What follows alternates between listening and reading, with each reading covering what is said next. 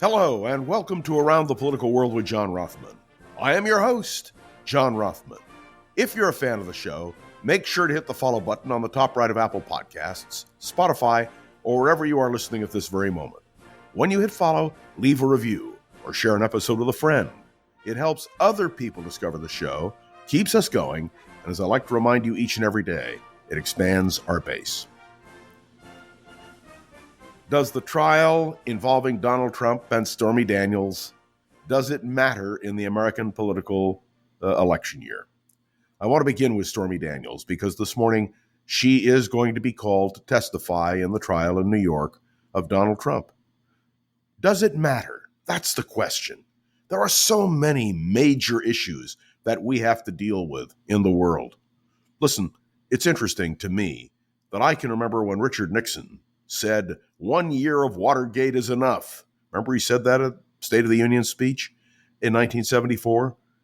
Nixon believed that he had other things to do, issues in the world that he had to handle, and he said, that's what matters. And Bill Clinton said very much the same thing at the height of the Monica Lewinsky trial. I have other issues. I'm going back to work in the Oval Office. Do you remember all of those statements? And now we have Donald Trump.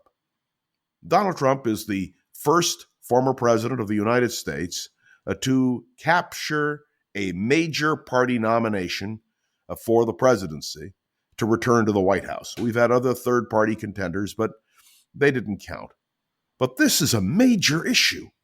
And should it be? And does Stormy Daniels have credibility? Look, Donald Trump was elected to the presidency because he became a celebrity on The Apprentice. He was in charge of his business, and if it didn't work, he would say, you're fired. And everyone in the country was aware of Donald Trump. His business acumen was what propelled him to the nomination. The feeling that here was an individual who really understood how the country would function, how money was spent, who would really tighten things up and make things work. Well, it turns out what Donald Trump did when the Stormy Daniels expose hit was he tried to cover up. Now, let's stop and think for a minute. Richard Nixon had nothing to do with the Watergate break-in. What got Richard Nixon was the cover-up. That's right. If you remember, the attempt to cover up what happened. Indeed, the honorable thing that he did in trying to protect his aides, H.R. Haldeman and John Ehrlichman, among others. Nixon was committed to the idea that he had a responsibility to try to cover it up. And Bill Clinton in the Monica Lewinsky case, do you remember his denials? And then he had to admit that in fact it had happened. Only when he was absolutely confronted with a dress that had all the evidence, DNA evidence that was needed to make him tell the truth. Well, Donald Trump is now sitting in a courtroom and he will confront today, face to face, Stormy Daniels, the woman who, accepted hush money payments. Now the question is, did Donald Trump authorize the hush money payments? If you believe that Donald Trump controlled every aspect of his business affairs, if you believe that no check was written, no payment was made, nothing happened without Donald Trump's okay, then Donald Trump's in big trouble. Do you really believe that Michael Cohen would act independently? Do you know that the Trump people even floated the idea that Stormy Daniels had an affair with Michael Cohen, not Donald Trump? I mean, this has become ludicrous. Now, we'll see what happens today in court. How salacious will it be? I don't know. But like the rest of the country, I will be listening. Now, here's the bottom line. Will it make a difference? Does proof positive, which seems to be coming, that the former president of the United States of America authorized hush money to be paid to keep an affair quiet, whether it was to protect his family or whether it was to protect his candidacy for the presidency. How will the American people react? Well, in the old days, and I mean not so long ago, Gary Hart understood he was finished because of his scandals. Bill Clinton, he survived, but his reputation permanently tarnished.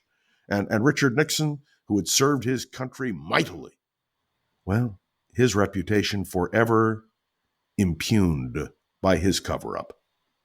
So we are going to see a lot today.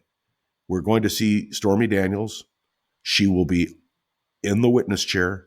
She will be in the same courtroom with Donald Trump. And it's going to be a dramatic moment in American politics. Will it impact the 2024 election? That's the question. Or maybe the question should be, should it impact the 2024 election? Should a man who paid hush money, who tried to cover up an affair, for whatever reason, be the nominee of the Republican Party for President of the United States and a major contender for the American presidency? These are the questions which need to be answered. Oh, I know in the court, they'll go through all the technical aspects. I'm more interested in the overall impact of a man who clearly did something wrong. Will he be held accountable? Should he be held accountable? Is a mere sexual dalliance something that should prevent him from being the nominee? Well, maybe not, but what about paying hush money to keep it quiet on the eve of the 2016 election? Should that be enough to prevent him from being the Republican nominee for president?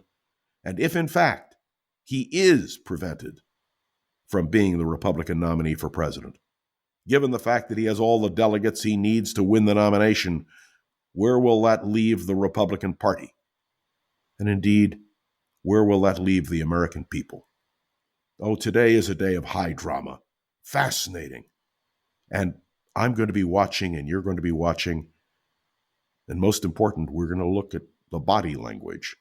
Donald Trump, Stormy Daniels, in the same courtroom, the same time, dealing with a critical question that may impact the future of American politics. Thanks for tuning in to another episode of Around the Political World. I am John Rothman. Make sure to follow along and let me know your thoughts on the show by leaving a review on Apple Podcasts and sharing an episode with a friend or colleague so we can continue to grow and expand, which, of course, is our goal. You can interact with me on Facebook and LinkedIn. And I want to say a special thank you to our wonderful producer, Gogo Zoger, who makes sure that Around the Political World with John Rothman is posted each and every day. We'll be back tomorrow. A lot to talk about right here on Around the Political World with John Rothman. See you then.